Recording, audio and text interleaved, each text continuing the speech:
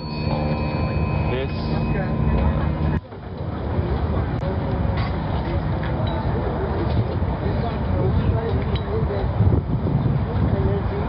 I'm gonna do some stuff with this.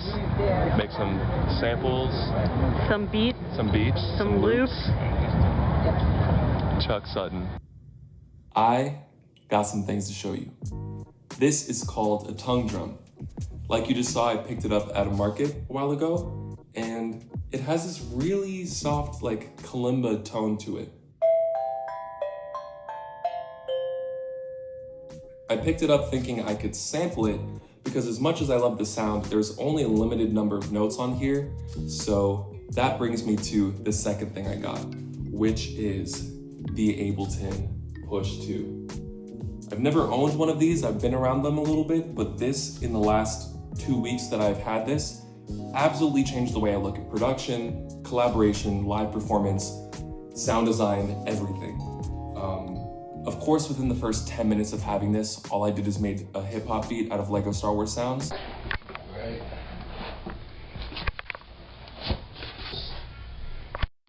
Oh, it's like different countries and stuff. That's insane.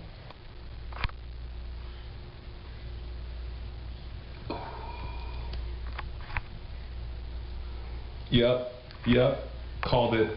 It looks like one of those 3D mock-ups people make when something isn't real yet. Like when we were growing up, they had the iPhone 13, it used to be a super long photoshopped version.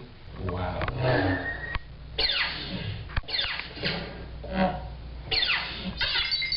So whenever you're starting to make music, you're just gonna open up the count drums. You're gonna do nothing else.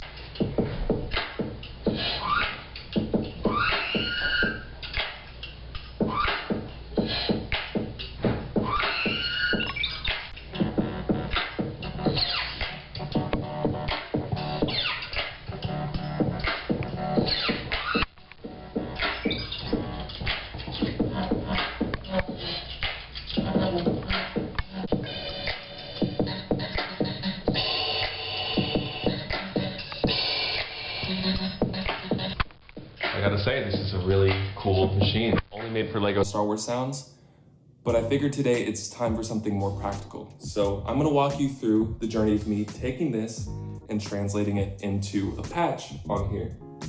As you can see, I have a pretty complicated setup, so I'll walk you through it. Here, I'm using my Zoom field recorder, which is great for sampling up close. I'm also using my Tupperware mount from Grocery Outside, which is pointed right at the tongue drum and ready to go. Now all that's left is to put on my headphones, find a comfortable spot on the ground, and start recording. And for all of my lovely people that also get headphone dents, I see you and I respect you because it is hard out here. After my cathartic moment, I started playing every note in as many different ways as possible. I'm looking for a range of dull, quiet sounds to brighter, fuller ones at different volumes. Fortunately, my space was pretty quiet, but there was still a bit of background noise, so I ended up using a combination of Isotope RX and Waves X noise to clean up the sounds. Now my push can play the tongue drum in its original scale.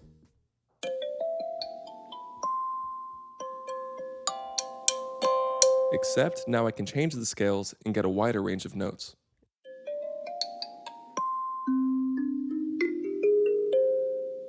And the mallets are fun to use, but the push gives me so many ways to play the same sounds.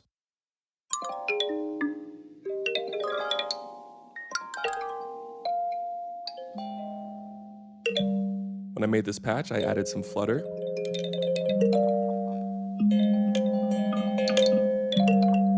And by changing the release time, I can make it sound less real and more digital.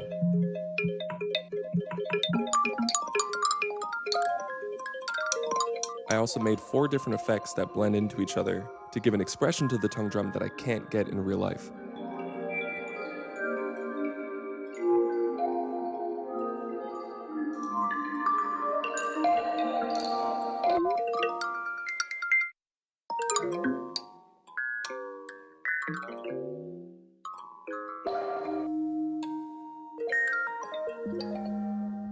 I went from having nothing to an absolutely crazy patch I'm going to use a lot in under 2 hours, from setting up the recording, getting every sample I needed, chopping it all up, and then routing it in the sampler.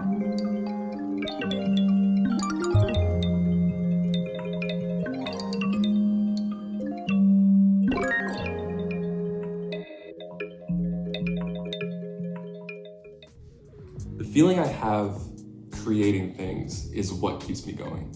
I love taking production and making it flow and feel alive in a way that people who don't even produce are able to connect to the feelings that I have when I'm creating. So I really hope you enjoy that demonstration. As for explaining and breaking down how I got into it, I'm not doing that. I'm gatekeeping this, and you can try to sleep tonight. All right, this is how I did it. The real version has over 200 samples, so to make this simple, I'm going to play you just 3 soft, medium, and hard hits.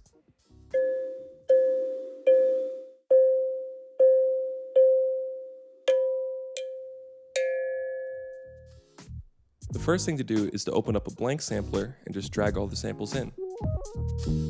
Next is opening up the Zone tab. Clicking on it brings up a whole new, complicated looking menu, but I got you. This is the velocity page. The number 1 is the quietest note you can play, the number 127 is the loudest one. When I press a note on my keyboard, this white line shows how hard we're hitting the notes. But the sounds aren't changing yet. All I gotta do is highlight these soft samples and drag the dark red, not the light red, the dark red bar down to a smaller number like 30 or 40. Then I go to the medium samples and drag them into the middle. The same goes for the hard hits, and I only have to drag one side of it. Now you can hear the sounds change when I tap lightly or press harder.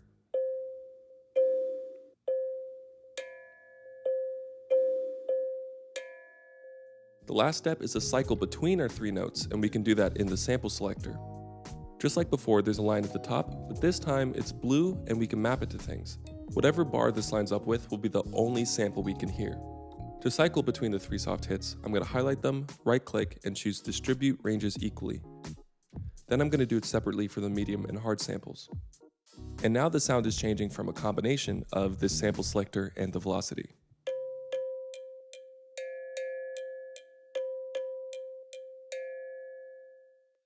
I don't want to sit here moving this whole day, so I'm going to take an LFO, map it to the chain selector, and that is the entire process.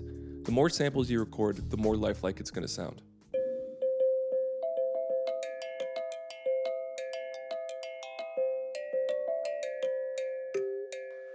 Thank you so much for watching this video.